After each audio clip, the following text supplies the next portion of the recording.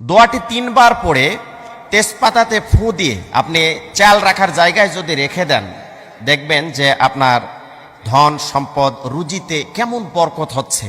আপনার অভাব অনটনের চাবি দূর হয়ে যাবে ইনশাআল্লাহ, এবং রিজিকের মধ্যে বরকত হবে। আমি যে দোয়াটির কথা বলবো অত্যন্ত গুরুত্বপূর্ণ দোয়া, এবং হাদিস কোরআনের দোয়া এবং কোরআনিক দোয়া।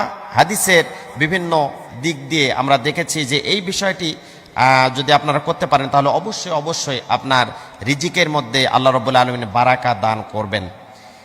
এইটা দোয়াটি যদি আপনি, তবে কাঁচা তেজপাতা না শুকনা তেজপাতা, এটা আমি আপনাদেরকে বলতেছি যে কোন তেজপাতাটা আপনি চালের মধ্যে রাখবেন, চালের পাত্রের মধ্যে রাখবেন। সেটা রান্নার রুমে চাল থাকতে পারে, এবং যেখানেই থাক আপনি সুন্দর করে এটা তেজপাতাটা রেখে দিবেন। কেন রেখেছেন কেউ জিজ্ঞাসা করলে এত কিছু বলার দরকার নেই, আপনি গোপনে রেখে দেবেন। বিশেষ করে মা বোনদেরকে বলছি, আপনারা যেহেতু সবসময় রান্না করেন, চাল উঠে নেন, তো চালের পাত্রের ভিতরে আপনি গোপনে এই জিনিসটা রেখে দিবেন।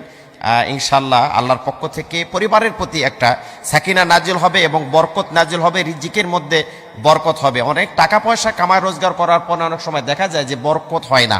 আপনার অভাব অনটন বা বিভিন্ন সময় এদিক থেকে ওদিক দেখা যায় যে একটা ঋণের বোঝা বা অভাব অনটন দেখা দিচ্ছে। অনেক ছেলে মেয়ে বাসায় আছে, আপনারা স্বামী স্ত্রীরা আছেন, টাকা পয়সা কামায় রোজগার হচ্ছে, কিন্তু তারপরে অভাবের যে একটা চাবি লেগে আছে এটা খুলে যাবে ইনশাআল্লাহ। তবে কি তেজপাতা, এটা আমি আপনাদেরকে বলার আগে কিছু বিষয় বলে দিই। সেটা হলো যে বিসমিল্লাহ সহ সূরা একবার, বিসমিল্লাহ সহ সূরা ফাতিহা একবার এবং দরুদ শরীফ একবার আগে পড়ে নেবেন। সূরা ফাতিহা, বিসমিল্লাহ সহ সূরা ফাতিহা এবং দরুদ শরীফ একবার করে আপনারা পড়ে নেবেন। পড়ে নেওয়ার পরে আপনি সুবহানাল্লাহি ওয়া বিহামদিহি আস্তাগফিরুল্লাহ, এই দোয়াটা পড়বেন। সুবহানাল্লাহি ওয়া বিহামদিহি আস্তাগফিরুল্লাহ, সুবহানাল্লাহি ওয়া বিহামদিহি আস্তাগফিরুল্লাহ। এটা 3 বার পড়ে একটা কাঁচা তেজপাতা হতে হবে।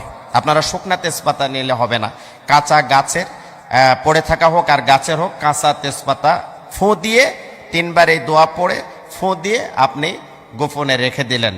এটা যদি রেখে দিতে পারেন ইনশাআল্লাহ আপনার ধান চাল এবং টাকা পয়সা, অর্থ সম্পদ, ব্যাংক ব্যালেন্স, গাড়ি বাড়ি, যা কিছুই আপনি মনে মনে নিয়ত করবেন, দেখবেন যে ইনশাআল্লাহ খাদ্যের মধ্যে যদি বরকত শুরু হয়ে যায় তাহলে সব কিছুতেই আপনি বরকত পাবেন। এটা একটা গোপনী আমল। বিশেষ করে মা বোনেরা এই বিষয়টা খেয়াল রাখবেন যে যখনই এই ধরনের অভাব অনটনের চাবি লক্ষ্য করছেন আপনার পরিবারের ভিতরে, তখনই তাৎক্ষণিক এই আমলটা আপনি অবশ্যই অবশ্যই করেন। দেখবেন যে কিছুদিনের ভিতরেই আপনার পরিবারের ভিতরে একটা সুন্দর পরিবেশ ফিরে এসেছে। যেই পরিবারে অভাব অনটন লেগে থাকে সেই পরিবারের ভিতরে সবসময় একটা অশান্তি লেগে থাকে, গ্যাঞ্জাম লেগে থাকে, একে অপরের প্রতি দেখা যায় হিংসা বিদ্বেষ, গালিগালাজ। কোনো কথা বললে কিন্তু ভালো লাগে না।